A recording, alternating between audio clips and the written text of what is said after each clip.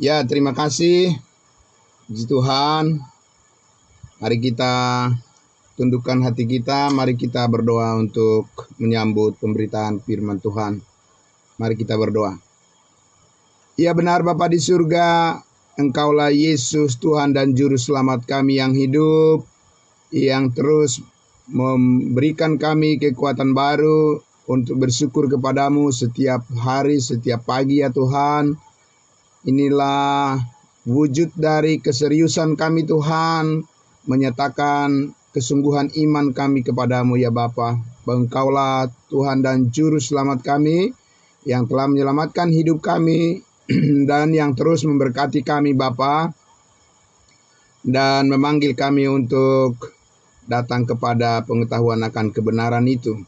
Terima kasih Bapa di surga, Tuhan memberkati semuanya, saudara-saudara kami yang telah berkenan berhimpun pada pagi hari ini. Terima kasih Tuhan Yesus atas kebaikan-Mu bagi kami semuanya. Kami menyambut kebenaran firman-Mu dalam nama Tuhan Yesus kami berdoa. Haleluya. Amin. Puji Tuhan Bapak Ibu Saudara-saudaraku yang dikasihi Tuhan Yesus. Ya, terima kasih untuk kebersamaan kita pada pagi hari ini. Maaf. Ya, Bapak Ibu Saudaraku yang dikasihi Tuhan Yesus. Ya, senang sekali pada pagi hari ini saya bisa kembali ya memperdengarkan kepada kita semua, Bapak Ibu Saudara, ya bagaimana kebaikan Tuhan sangat luar biasa memberkati hidup kita. Dan kepada kita saat ini Bapak Ibu Saudara, Tuhan memberikan secara istimewa ya berkat kasih karunia-Nya kepada kita yang percaya sebagai tubuh Kristus. Kita bersyukur sekali mengenal kebenaran ini. Amin. Ya Bapak Ibu Saudara. Nah, saudaraku yang dikasihi Tuhan Yesus, ya kita masih akan bersama-sama ya menyelami, merenungkan Bapak Ibu Saudaraku, bagaimana kebaikan Tuhan ya mengaruniakan kepada kita berkat adopsi, ya adopsi, pengangkatan kita sebagai anak di dalam tubuh Kristus. Itu merupakan ya satu hak istimewa bagi kita ya Bapak Ibu Saudara, hak istimewa bagi kita sebagai anggota tubuh Kristus yang telah didewasakan. Amin, puji Tuhan. Nah, Bapak Ibu Saudaraku yang dikasihi Tuhan Yesus, ya kemarin saya sudah menyampaikan bahwa adopsi, ya Bapak Ibu Saudara, itu di dalam Kamus Besar Bahasa Indonesia, ya kata adopsi itu adalah tindakan mengangkat anak ke dalam satu keluarga secara sah sehingga anak itu dianggap menjadi seperti anak sendiri, begitu ya. Nah, saudara-saudaraku, dan di dalam Kamus Alkitab disebutkan adopsi itu adalah cara Allah untuk menempatkan kita, ya cara Allah menempatkan kita sebagai orang-orang percaya menjadi pewaris, mendapat hak istimewa menjadi pewaris bersama-sama dengan Kristus, ya. Nah, Bapak Ibu Saudaraku yang dikasihi Tuhan Yesus, tetapi ya kemarin saya sudah menjelaskan ada perbedaan ya pengangkatan anak kepada bangsa Israel ya dengan pengangkatan kepada kita, pengangkatan anak kepada kita sebagai tubuh Kristus. Ada satu perbedaan yang sangat besar Bapak Ibu Saudaraku, karena kita dikatakan diangkat anak menjadi anak yang dewasa penuh ya, karena kita tidak berada di bawah hukum Taurat tapi di bawah kasih karunia. Jadi ini kita mendapatkan suatu ya posisi yang istimewa di mana kita disertai dengan kepenuhan Kristus. Amin. Puji Tuhan Bapak Ibu Saudaraku yang dikasihi Tuhan Yesus. Jadi ya, pada pagi hari ini saya akan mengajak kita kembali lagi merenungkan ya Galatia pasalnya yang keempat ini, saudaraku, ya, untuk dapat memberikan gambaran yang lebih luas lagi, yang lebih dalam lagi, agar kita tidak menjadi ragu-ragu dengan posisi yang kita miliki saat ini di dalam Kristus Yesus benar-benar adalah yang terbaik dari Tuhan. Amin. Nah, jadi saya baca terlebih dahulu, Bapak Ibu Saudara, Galatia pasal 4-nya ayat 1 sampai ayatnya yang kelima ya. Kita simak baik-baik Bapak Ibu Saudara. Ya, Galatia 4 ayat 1 sampai ayatnya yang kelima. Yang dimaksud ialah selama seorang ahli waris belum akil balik, sedikit pun ia tidak berbeda dengan seorang hamba, sungguh pun ia adalah tuan dari segala sesuatu. Tetapi ia berada di bawah perwalian dan pengawasan sampai pada saat yang telah ditentukan oleh Bapaknya. Demikian pula kita, selama kita belum akil balik, kita takluk juga kepada roh-roh dunia. Tetapi setelah genap waktunya, maka Allah mengutus anaknya yang lahir dari seorang perempuan dan takluk kepada hukum Taurat. Ya, Yesus Kristus takluk kepada hukum Taurat. Ya, ayat 5. Ia, Yesus, diutus untuk menebus mereka yang takluk kepada hukum Taurat, supaya kita diterima menjadi anak di Tuhan.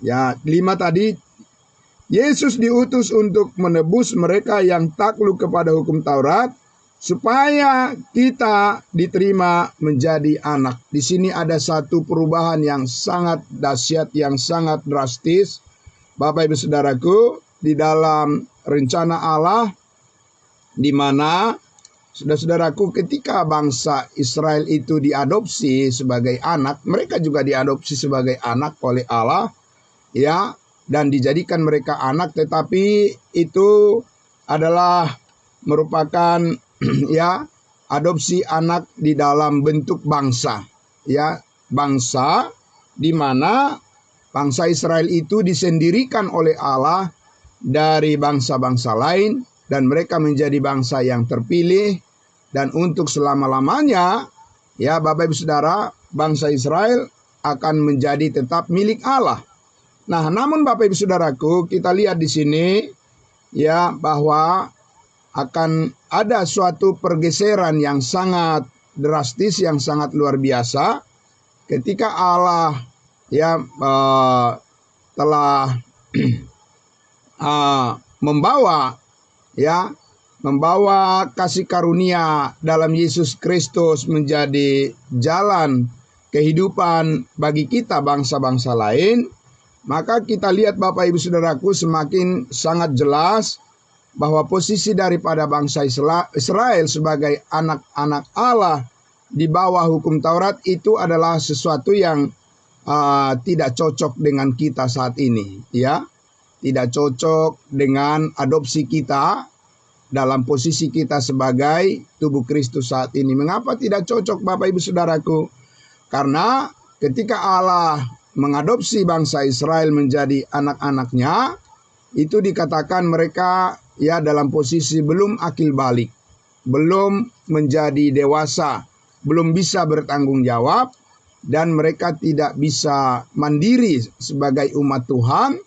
Dan mereka Bapak Ibu Saudaraku ya susah sekali ya, orang-orang Israel itu susah sekali untuk menerima kehendak Allah dalam kehidupan mereka. Ya, sulit sekali mereka Bapak Ibu Saudaraku untuk menerima kehendak Allah. Berbeda dengan kita saat ini, kita sangat menerima kehendak Allah dengan penuh hati yang terbuka dan penuh kerelaan saat ini. Amin. Ya. Nah, Bapak Ibu Saudaraku yang dikasihi Tuhan Yesus, meskipun akhirnya bangsa Israel itu harus dipaksa suatu saat, mereka harus melalui suatu masa sengsara di bumi, ya, di bawah pemerintahan antikristus. Suatu saat nanti umat Israel itu dipaksa untuk bertobat, ya, untuk mengakui ya Yesus Kristus sebagai Raja, sebagai Mesias bagi mereka. Dan disitulah Yesus saatnya datang kedua kali untuk mengadopsi kembali bangsa Israel itu secara penuh, ya, full ground, ya. Jadi di dalam keadaan sudah siap untuk menerima kehendak Allah sepenuhnya, ya. Saat ini bangsa Israel tidak berada di posisi itu, tapi kita yang ada di posisi di mana kita adalah anak-anak Allah yang dianggap diberikan sebagai posisi dewasa penuh.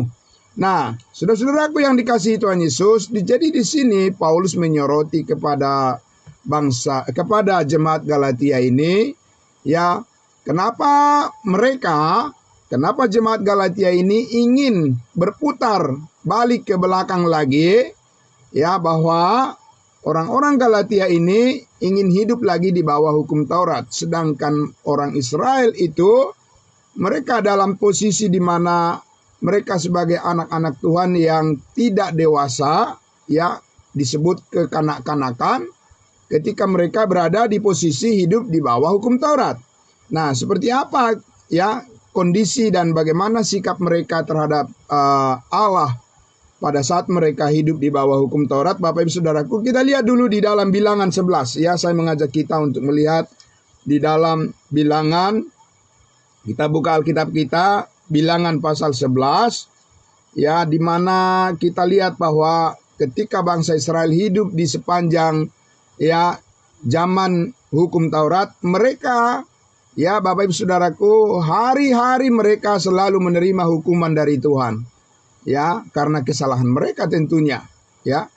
Jadi kita lihat dulu Bilangan pasal 11, Bapak Ibu Saudaraku, ya. Di situ saya akan membaca dari ayat 1. Ya. Judulnya di situ, judul perikopnya adalah Api Tuhan, ya, api dari Tuhan. Ya. Kita lihat ayat 1. Pada suatu kali bangsa itu bersungut-sungut di hadapan Tuhan tentang nasib buruk mereka, dan ketika Tuhan mendengarnya, bangkitlah murkanya, kemudian menyalalah api Tuhan di antara mereka dan merajalela di tepi tempat perkemahan. Jadi terjadi kebakaran di tempat tinggal mereka, ya. Ayat 2. Lalu berteriaklah bangsa itu kepada Musa, dan Musa berdoa kepada Tuhan, maka padamlah api itu. Jadi ada Musa yang menjadi pengantara di antara mereka sebagai tipe daripada Kristus yang sesungguhnya pengantara antara bangsa Israel dengan Allah. Ayatnya yang ketiga, sebab itu orang menamai tempat itu Tabera, karena telah menyala api Tuhan di antara mereka. Ayat 4, orang-orang bajingan yang ada di antara mereka kemasukan nafsu rakus, dan orang Israel pun menangislah pula serta berkata, siapakah yang akan memberi kita makan daging? Kita teringat kepada ikan yang kita makan di Mesir dengan tidak bayar apa-apa, kepada mentimun dan semangka, bawang pre, bawang merah, dan bawang putih. Tetapi sekarang kita kurus kering, tidak ada sesuatu apapun kecuali mana ini saja yang kita lihat. Bapak Ibu Saudara, bayangkan itu orang-orang Israel, sungutan mereka kepada Tuhan. Mereka mengatakan bahwa Tuhan itu salah dalam memimpin hidup mereka. Tuhan itu sudah keliru membawa mereka keluar dari Mesir. Karena ketika mereka diperbudakan Mesir, Bapak Ibu Saudaraku, orang-orang Israel ini mengatakan bahwa mereka bebas makan daging, ya, bahwa makan apa lagi? Mentimun, semangka, bawang pre, bawang merah, bawang putih, segala macam makanan-makanan secara jasmani, secara daging, itu yang mereka ingat. Bapak Ibu Saudaraku, mereka tidak bisa melihat pimpinan Tuhan dalam kehidupan mereka, ya. Bapak Ibu Saudara, mereka hanya, ya, dikuasai oleh keinginan daging mereka. Dan mereka benar-benar bersikap seperti anak kecil, Bapak Ibu Saudara. mereka bersikap seperti kanak-kanak, ya, mereka tidak dewasa di dalam membangun hubungan mereka dengan Tuhan. Ya, benar Bapak Ibu Saudara ya. Dan saudaraku yang dikasihi Tuhan Yesus, ya, itulah bangsa Israel, anak-anak Allah yang diadopsi oleh Allah, di mana mereka hidup di bawah hukum Taurat, dan mereka menunjukkan sikap yang tidak dewasa. Sama sekali mereka tidak menunjukkan kesetiaan kepada Tuhan. Mereka menilai Tuhan hanya dari, ya, berkat-berkat jasmani saja. Ya, Bapak Ibu Saudara, saat ini di zaman sekarang ini ada namanya, ya, pandangan teologi kemakmuran di dalam kekristenan, bahwa siapa yang berhasil makmur secara materi, secara jasmani, secara fisik, itulah yang dianggap benar di hadapan Tuhan. Bapak Ibu Saudara, itu adalah pandangan yang sangat menyesatkan banyak umat Kristen sekarang ini, Bapak Ibu Saudara. Sehingga saudara-saudaraku, banyak umat Kristen yang saat ini tidak mau, tidak siap untuk menderita dalam mengikut Kristus, karena mereka bilang, oh ya, kita sebagai pengikut Tuhan, kita adalah anak-anak raja. Ya, anak-anak raja harus menikmati segala berkat-berkat. Ya, harus makmur. Ya, dan tidak boleh miskin, tapi harus kaya. Memiliki semua isi dunia ini dan boleh bermewah-mewah, Bapak Ibu Saudaraku. Itu sekarang ini, ya, Bapak Ibu Saudara, sudah merasuki pikiran daripada banyak orang beragama Kristen, telah disesatkan dengan pandangan itu, Bapak Ibu Saudara. Saudaraku yang dikasihi Tuhan Yesus, tidaklah demikian rencana Allah mengangkat kita menjadi anak-anaknya saat ini, Bapak Ibu Saudaraku, ya. Ya, karena kita, Paulus mengatakan di dalam Filipi pasal 1, sebab kepada kamu dikaruniakan bukan saja untuk percaya, tetapi juga untuk menderita karena kebenaran. Amin. Ya Bapak Ibu Saudaraku, jangan kita kembali kepada keadaan bangsa Israel, di mana mereka hanya bersungut-sungut saja kepada Tuhan. Mereka menilai Tuhan itu baik kalau keinginan-keinginan mereka dipenuhi. Bapak Ibu Saudara, bukan menjadi suatu rahasia, Bapak Ibu Saudara, banyak saat ini orang beragama Kristen berdagang kepada Tuhan, Bapak Ibu Saudara. Ya, mereka berdagang dengan Tuhan. Ya, mereka pergi ke gereja, mereka rajin berdoa. Ya, mereka mau melayani. Karena apa? Karena mereka berpikir bahwa kalau kita melayani Tuhan, kalau kita rajin berdoa, kalau kita rajin beribadah, maka berkat-berkat Tuhan akan turun atas hidup kita, dan kita akan menjadi berkecukupan dalam segala hal, dan kita tidak akan mengalami kemiskinan. Bapak Ibu Saudara, itu adalah tipuan daripada daging manusia, dan itu adalah tipuan yang banyak saat ini, Bapak Ibu Saudara, telah, ya, mengalihkan iman yang benar kepada Tuhan, dan kuasa daging menguasai banyak pikiran manusia, Bapak Ibu Saudaraku, yang menilai Tuhan itu hanya dari patokan berkat-berkat jasmani, Bapak Ibu Saudara. Siapa yang berhasil memiliki berbagai fasilitas, ya, dalam kehidupannya, ya, mereka menganggap itulah yang berhasil, Bapak Ibu Saudaraku, di hadapan Tuhan, dan mereka lah yang mengenal Tuhan. Bapak Ibu Saudara, itu penyesatan yang sangat mengerikan, Bapak Ibu Saudara.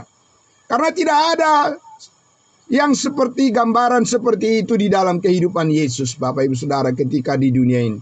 Tidak ada gambaran kehidupan daripada rasul-rasul seperti itu, Bapak Ibu Saudara, bahwa mereka membuktikan bahwa mereka di pihak Tuhan karena mereka mempunyai segala sesuatu fasilitas. Tidak ada, Bapak Ibu Saudaraku yang dikasihi Tuhan Yesus.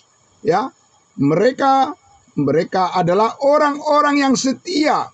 Rasul Paulus adalah orang yang setia kepada Kristus, Bapak Ibu Saudaraku.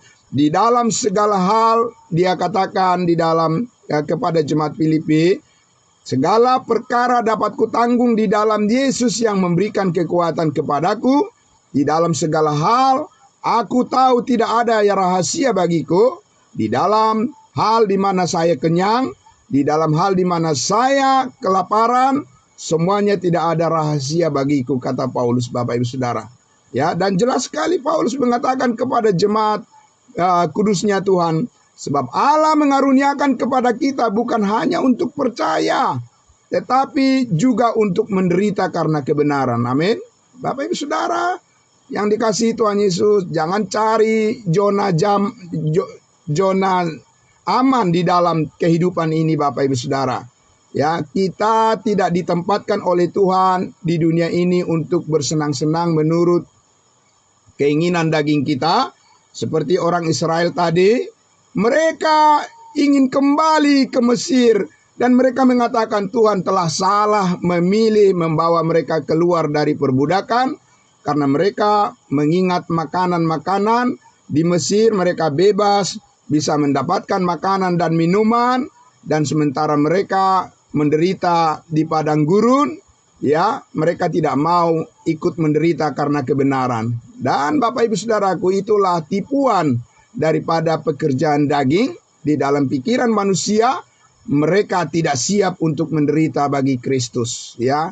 Jadi saudaraku yang dikasihi Tuhan Yesus, nah, sekarang saudaraku, setelah kita lihat bahwa umat Israel ini hidup di bawah hukum Taurat, tetapi dengan sikap batin seperti kekanak-kanakan, mereka tidak mengerti bahwa kalau kita mengikut Kristus, salah satu yang harus kita persenjatai di dalam pikiran kita adalah jangan kita berusaha terus ingin mencari zona aman di dalam kehidupan kita, karena itu berarti kita tidak siap untuk menyaksikan kebenaran. Bapak Ibu Saudara, ya. Jadi kita sebagai orang-orang percaya, Paulus mengatakan bahwa kepada kita dikaruniakan bukan hanya percaya saja, tapi juga harus rela siap menderita karena kebenaran. Amin. Ya, bukan menderita karena kesalahan kita sendiri, dan bukan kita menderita karena keteledoran kita, tetapi kita harus siap menderita karena kita memberitakan Injil Kristus. Amin. Nah, saudaraku yang dikasihi Tuhan Yesus, jadi saudaraku, itu yang dikatakan oleh Rasul Paulus tadi di ayatnya di Galatia pasal 4 itu, ya, di ayat 1 dikatakan yang dimaksud ialah selama seorang ahli waris belum akil balik, sedikit pun ia tidak berbeda dengan seorang hamba, sungguh pun ia adalah tuan dari segala sesuatu. Tetapi ya, ia berada di bawah perwalian dan pengawasan sampai pada saat yang telah ditentukan oleh Bapaknya. Demikian pula kita, selama kita belum akil balik, kita takluk juga kepada roh-roh dunia. Nah, ini Bapak Ibu Saudaraku, bahwa selama bangsa Israel berada di bawah tuntunan daripada pengawasan hukum Taurat, Bapak Ibu Saudaraku, kita sebagai bangsa-bangsa lain itu dikatakan takluk dan tunduk kepada roh-roh, ya, roh-roh di dunia, roh-roh di udara, yaitu roh-roh yang membawa penyesatan kepada semua bangsa-bangsa di dunia ini untuk mendirikan, ya, sistem kepercayaan mereka dalam wujud penyembahan berhala. Bapak Ibu Saudara, itulah sebabnya kita lihat bahwa di seluruh dunia ini begitu banyak kepercayaan yang cenderung semuanya itu adalah kepada penyembahan berhala, bukan kepada Yesus Kristus sebagai kepala, sebagai, ya, Tuhan dan Juru Selamat.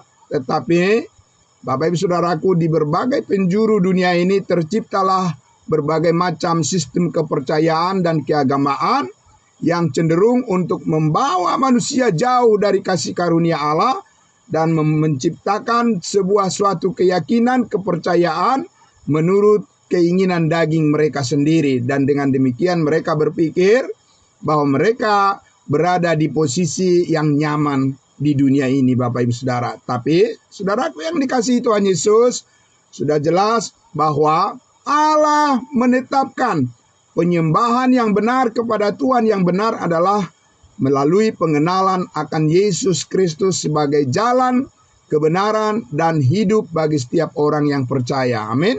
Bapak Ibu Saudaraku yang dikasihi Tuhan Yesus, Oleh karena itulah, mari kita memperhatikan posisi daripada kita sebagai anak-anak yang diadopsi sebagai anggota-anggota tubuh Kristus saat ini. Kita sangat bersyukur setelah Yesus Kristus menebus hidup kita dari segala dosa, dan Dia mengampuni segala dosa kita dan membebaskan kita dari kuasa maut, dari kuasa roh-roh di udara. Dengan kemenangannya, kebangkitannya, oleh Yesus Kristus kita bersama-sama dengan Dia saat ini menjadi pengawaris surga yang diadopsi sebagai anak-anak yang dewasa penuh, ya, full ground, Bapak Ibu Saudara. Jadi kuncinya adalah, kata-kata kunci adalah bahwa kita saat ini adalah anak-anak yang diadopsi dan anak-anak yang diperhitungkan sebagai orang-orang yang telah didewasakan. Amin.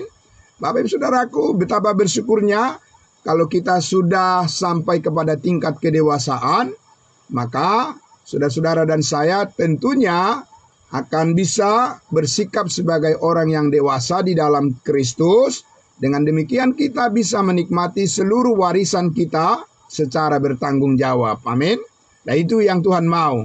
Tidak seperti bangsa Israel, mereka berada di posisi sebagai anak-anak yang terus bersikap seperti kanak-kanak, hanya takluk kepada keinginan daging mereka saja. Bapak Ibu Saudara, mereka hanya takluk kepada keinginan-keinginan daging mereka, dan mereka hanya bersungut-sungut saja kepada Tuhan.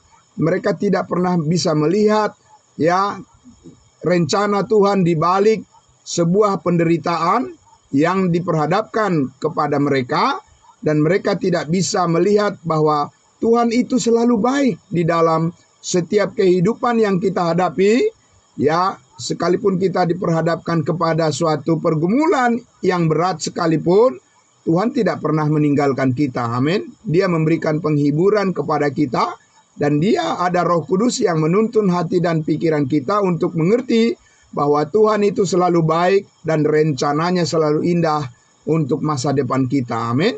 Nah, Bapak Ibu Saudaraku, karena itu mari kita lihat di dalam 2 Korintus pasal 1, 2 Korintus pasal 1. Mari saudaraku yang dikasihi Tuhan Yesus, mari kita lihat gambaran daripada adopsi kita, ya, sebagai anak-anak Allah yang selalu didewasakan dengan siap selalu untuk bersyukur di dalam segala hal. Amin. Bapak Ibu Saudara, ini yang dilakukan oleh Kristus kepada kita sebagai anggota-anggota tubuhnya. Selama kita di dunia ini, kita harus selalu siap, Bapak Ibu Saudaraku, ya, menyatakan kebenaran sekalipun itu ditolak oleh orang-orang yang tidak mengenal Allah. Kita harus selalu siap bersyukur kepada Tuhan di dalam segala hal. Mari kita lihat, Bapak Ibu Saudaraku, di dalam 2 Korintus pasalnya yang pertama, kita akan membaca dari ayat 3. 2 Korintus pasal 1, surat Rasul Paulus kepada jemaat kudus di Korintus, ya, pasal 1, saya baca mulai dari ayatnya yang ketiga. Judul perikopnya di situ, di dalam Alkitab berbahasa Indonesia dikatakan ucapan syukur. Amin. Nah, ini Bapak Ibu Saudara, ucapan syukur kita. Jadi bersyukurkah kita? Amin, puji Tuhan. Ayat 3. Terpujilah Allah Bapa Tuhan kita Yesus Kristus, Bapa yang penuh belas kasihan dan Allah sumber segala penghiburan. Amin. Bapak Ibu Saudara, Allah sebagai sumber penghiburan kita. Puji Tuhan. Ayat 4. Yang menghibur kami dalam segala penderitaan kami, sehingga kami sanggup menghibur mereka yang berada dalam bermacam-macam penderitaan dengan penghiburan yang kami terima sendiri dari Allah. Haleluya, puji Tuhan Bapak Ibu Saudaraku, ya. Jadi saudara-saudaraku yang dikasihi Tuhan Yesus, kita sebagai anak-anak Tuhan yang dewasa, ya, harus siap juga kita diperhadapkan kepada suatu keadaan yang sulit di dalam, ya, kehidupan ini, karena kita tidak boleh hanya berpikir bahwa yang baik-baik saja yang mau kita syukuri kepada Tuhan. Bapak Ibu Saudara, itu adalah suatu pandangan yang belum dewasa, kalau kita berpikir bahwa Tuhan itu tidak mendisiplin hidup kita, kita hanya dimanjakan saja. Bapak Ibu Saudara, Dia hanya memberikan kita hanya rasa senang, ya, hanya perasaan atau keadaan yang baik-baik saja dalam kehidupan kita ini. Bapak Ibu Saudaraku, itu bukan harapan orang dewasa di dalam Tuhan. Bahwa di dalam segala hal kita harus siap, amin. Bahkan seperti Paulus katakan, bahwa Tuhanlah yang menghibur kami di dalam segala penderitaan kami. Penderitaan karena kebenaran tentunya, bukan karena kesalahan diri sendiri. Nah Bapak Ibu Saudaraku, di ayat 5 dikatakan, sebab sama seperti kami mendapat bagian berlimpah-limpah dalam kesengsaraan Kristus, demikian pula oleh Kristus kami menerima penghiburan yang berlimpah-limpah. Jadi Bapak Ibu Saudaraku yang dikasihi Tuhan Yesus, kita jadikan hidup kita bukan hanya kita memposting di dalam media sosial kita, oh bersyukur karena kita lagi makan, lagi ada di meja makan, di situ tersedia makanan dan minuman yang mewah-mewah semuanya segala macam. Bapak Ibu Saudaraku, itu kan di zaman sekarang ini, kalau kita lihat mereka hanya memposting, memberitakan hal-hal yang enak-enak, yang indah-indah dalam kehidupan mereka. Bapak Ibu Saudara, seolah-olah bahwa itu adalah makna daripada kehidupan yang sesungguhnya. Tidak Bapak Ibu Saudaraku, ya. Kalau kita lihat Bapak Ibu Saudaraku, Rasul Paulus dia memberitahukan bahwa ia sedang di dalam penjara, ya. Saudara-saudaraku, bahwa dia sedang di dalam penganiayaan. Karena apa? Karena kebenaran, Bapak Ibu Saudara. Ya, jadi Paulus tidak mencari zona nyaman dalam kehidupannya supaya dia terlihat bahwa dia adalah baik-baik saja. Dia hidupnya bagus-bagus saja, yaitu bahwa dia hanya memposting atau memberitahu kepada semua orang bahwa dia mempunyai segala sesuatu fasilitas. Tidak Bapak Ibu Saudara. Itu bukan tipe daripada anak-anak Tuhan yang dewasa, rohani di dalam Kristus Bapak Ibu Saudara. Tidak. Saudaraku yang dikasihi Tuhan Yesus, tapi bagaimana juga kita menjadi contoh teladan bahkan di dalam penderitaan sekalipun kita bisa menghibur orang-orang lain yang mengalami hal yang sama, dan kita bisa menyatakan pengharapan di dalam Kristus Yesus itu tidak pernah berkesudahan. Amin. Bapak Ibu Saudara, bahwa keyakinan kita bahwa sukacita kita tidak akan bisa redup karena hanya ada kesulitan dan tekanan di dalam kehidupan kita ini. Di dalam Kristus Yesus kita selalu mendapat penghiburan. Ada Roh Kudus yang menghibur hati, jiwa, dan pikiran kita untuk senantiasa bersyukur kepada Tuhan di dalam susah maupun senang. Amin. Saudaraku yang dikasihi Tuhan Yesus, ini yang Tuhan mau, ini yang Tuhan kehendaki sebagai orang-orang yang dewasa, Bapak Ibu Saudara. Ya, kita tidak boleh berpikir bahwa dalam hidup ini tanda bahwa Tuhan mengasihi kita, bahwa hidup kita selalu lancar-lancar saja. Jauhkan itu dari pikiran Bapak Ibu Saudara dan saya, ya. Tuhan itu tidak pernah bermaksud jahat dan membiarkan kita anak-anaknya, dan Tuhan itu tidak pernah mempunyai rencana bahwa supaya kita menjadi orang yang melarat di dunia ini.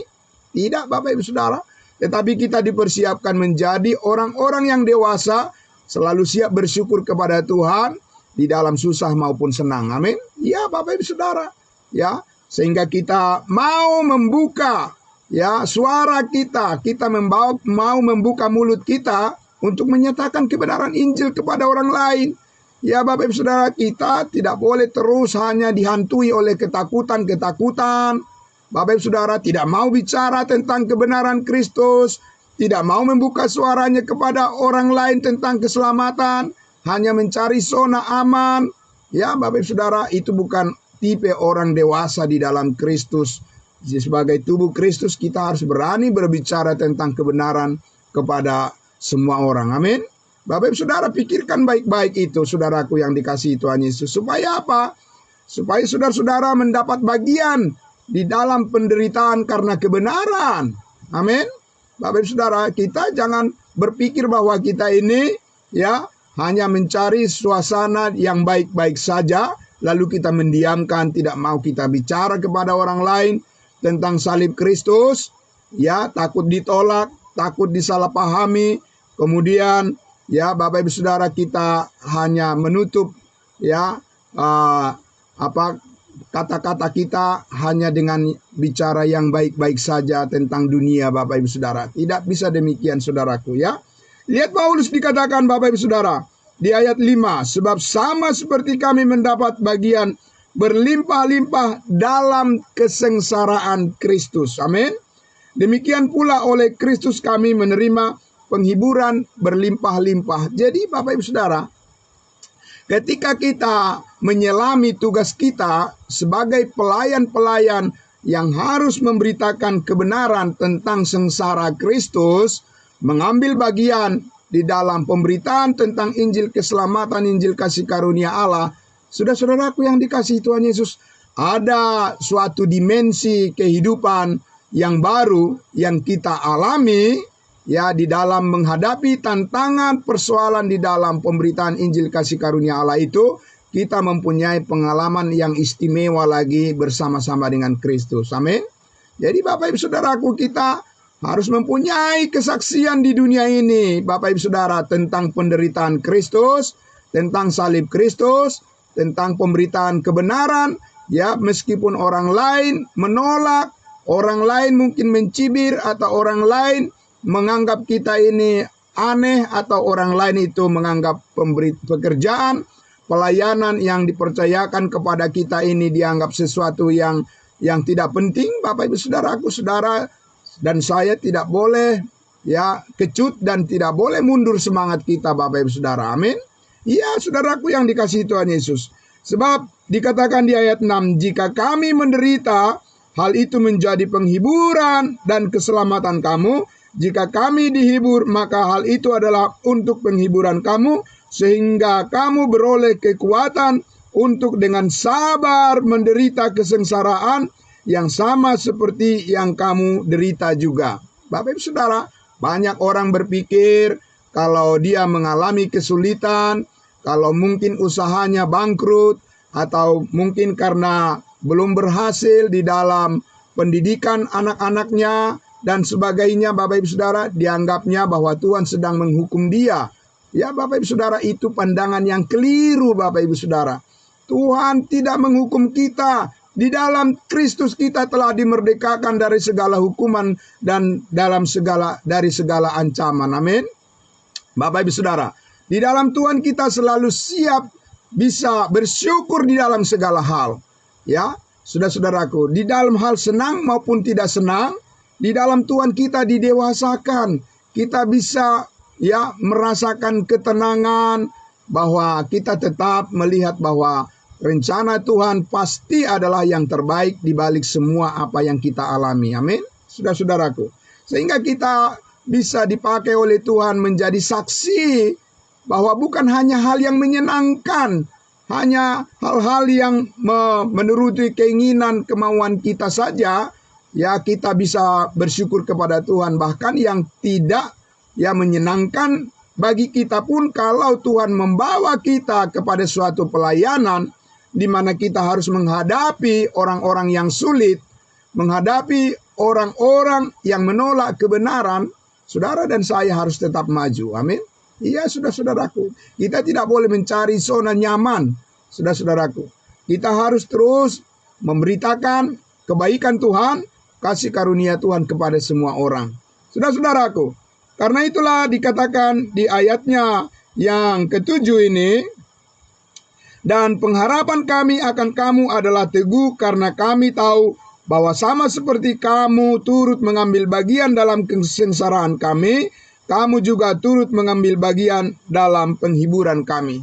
Saudaraku yang dikasihi Tuhan Yesus, masuklah ke dalam dimensi kehidupan yang sungguh-sungguh itu adalah suatu pengalaman yang istimewa bersama dengan Kristus. Di mana Bapak Ibu Saudaraku, kita mempunyai pengalaman yang istimewa dengan Kristus. Saudara-saudaraku, bukan di dalam hal ketika kita mengalami kesenangan, ya, mengalami semua kelancaran-kelancaran, Bapak Ibu Saudaraku, ketika semua orang memuji kita, ya, semua orang berpihak dengan dan mengatakan ya kepada kita, Bukan di situ Bapak Ibu Saudaraku dimensi pengalaman kehidupan rohani yang sungguh-sungguh itu adalah merupakan pengalaman yang dalam, yang masuk ke dalam kasih karunia Tuhan. Tetapi kita lihat Bapak Ibu Saudaraku, ketika dikatakan mengambil bagian di dalam kesengsaraan Kristus, mengambil bagian di dalam kesengsaraan pengalaman karena kebenaran,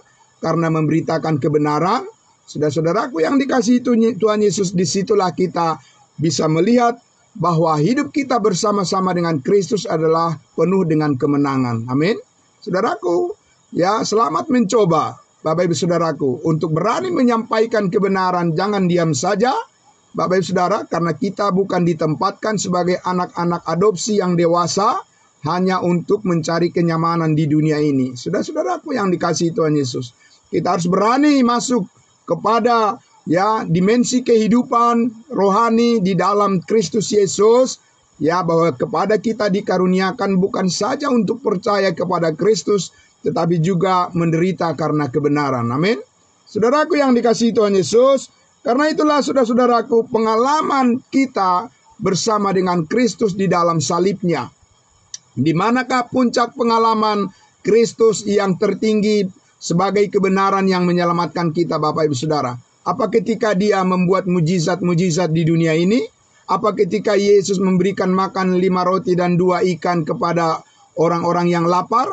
Apa di situ tingkat daripada kebenaran yang Tuhan nyatakan melalui Yesus Kristus menjadi teladan menjadi sumber kehidupan dan kekuatan bagi manusia? Tidak Bapak Ibu Saudara.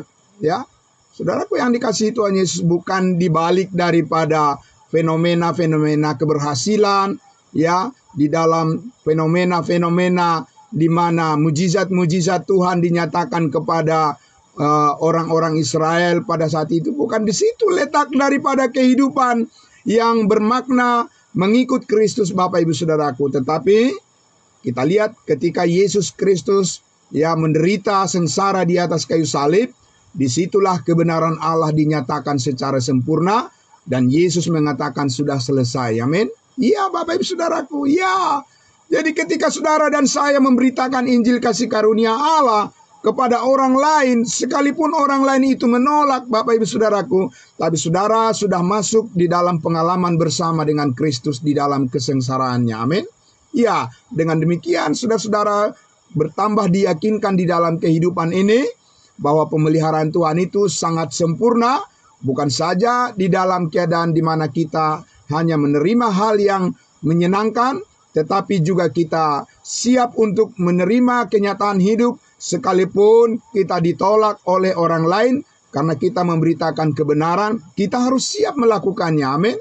Ya Bapak Ibu Saudara, karena apa? Sekali lagi kita dipanggil bukan hanya untuk percaya kepada Kristus. Kalau hanya untuk percaya kepada Kristus Bapak Ibu Saudara, kita lihat bangsa Israel, saudaraku, mereka jatuh kepada kenyataan hidup ketika mereka diperhadapkan hanya kekurangan di dalam hal makanan dan minuman saja, hal-hal jasmani. Orang Israel sudah bersungut-sungut menyalahkan Tuhan, menyalahkan Musa, Bapak Ibu Saudaraku, dan mereka sudah ingin kembali kepada kehidupan yang lama. Mereka ingin hidup diperbudak saja oleh bangsa Mesir ketimbang mereka menderita bersama-sama dengan umat Tuhan, bersama-sama dengan orang-orang percaya.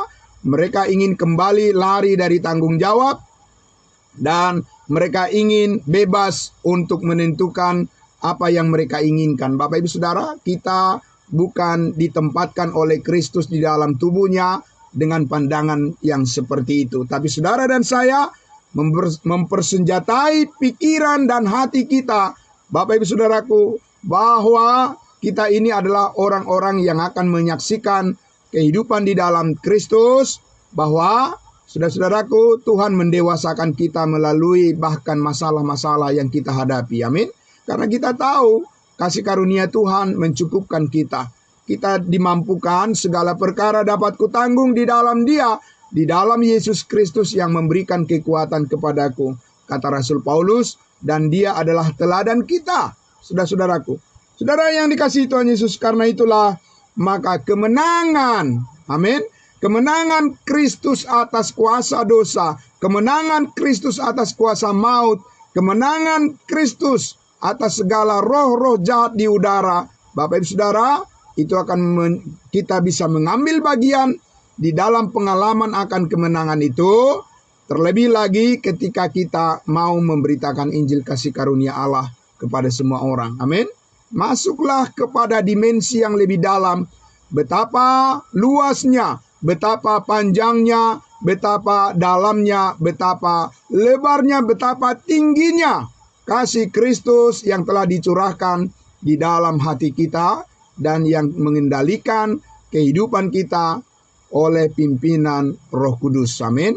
Bapak Ibu Saudara, mari saudaraku yang dikasihi Tuhan Yesus, pagi hari ini kita bersyukur kita ditempatkan sebagai anak-anak adopsi yang dewasa di dalam Kristus. Dan kita siap untuk menyaksikan kebaikan Tuhan kepada semua orang. Bukan hanya di dalam hal di mana kita menerima hal-hal yang menyenangkan atau rasa nyaman dalam kehidupan kita ini. Tetapi juga di dalam hal di mana kita menghadapi kesulitan. Bahkan juga mungkin bahkan penderitaan karena kebenaran. Kita harus siap menyaksikan itu kepada semua orang. Amin. Mari kita berdoa. Bapa di dalam surga, terima kasih Tuhan di pagi hari ini. Diberkatilah semua anak-anak Tuhan yang terus membawa dirinya dan yang meninggalkan keinginan, kepentingan diri sendiri. Tetapi kami mau masuk kepada kepentingan di mana Tuhan ingin membawa hidup kami sebagai saksi di tengah-tengah dunia ini, bahwa Tuhan kami Yesus Kristus benar-benar telah bangkit dari antara orang mati, dan Tuhan kami Yesus Kristus telah memberikan kemenangan itu di dalam setiap pengalaman kami bersama di dalam tubuh Kristus ini. Kami siap untuk menyaksikan kebenaran-Mu kapanpun dan dimanapun. Dan dalam situasi apapun kami tahu bahwa kasih karunia Tuhan cukup bagi kami dan memampukan kami untuk senantiasa menyaksikannya, bahwa Kristus Yesus adalah Tuhan dan Juru Selamat yang membawa hidup kami kepada seluruh kehendak-Mu. Baik di dalam susah maupun senang, kami tahu Engkau tidak pernah meninggalkan kami. Engkau selalu menghibur hati kami, dan pengharapan kami di dalam Kristus adalah pengharapan akan kemuliaan, dan pada akhirnya seluruh perjuangan hidup kami dan seluruh usaha yang kami lakukan untuk menyatakan kebenaran-Mu, Engkau akan menunjukkan secara sempurna bahwa Engkau memakai hidup kami tidak akan pernah sia-sia. Terima kasih Bapa di dalam surga. Terima kasih Tuhan kami atas kemurahan hati-Mu. Terpujilah Engkau Tuhan. Bawalah kami terus ya Tuhan kepada setiap dimensi pengalaman hidup. Di dalam pemberitaan akan kebenaran kasih karunia Allah, kami mau berkat-berkat yang dari surga untuk terus memantapkan langkah kami di dalam iman kami kepada Kristus, bahwa kami akan terus menjadi saluran berkat bagi banyak orang.